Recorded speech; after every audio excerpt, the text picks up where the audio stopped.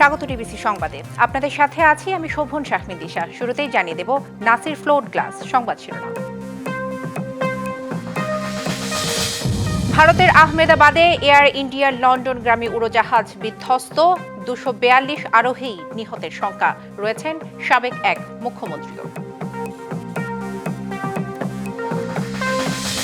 লন্ডনে ডক্টর ইউনূস তারেক রহমান বৈঠকে দূরত্ব কমার আশা রাজনীতিবিদদের। দেশে ফিরতে বাধা নেই বিএনপির এই শীর্ষ নেতার।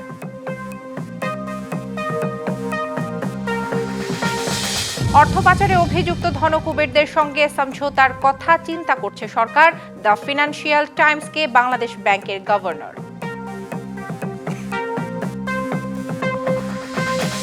শেষ হতে যাচ্ছে ঈদ উল আজহার লম্বা ছুটি।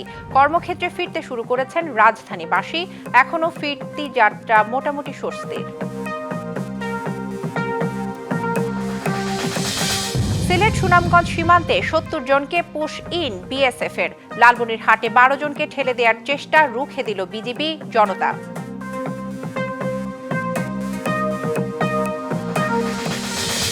এবং ট্রাম্প প্রশাসন কোনোভাবেই দমন করতে পারছে না লস অ্যাঞ্জেলেসের বিক্ষোভ, সময়ের সাথে আরও মারমুখী বিক্ষোভকারীরা।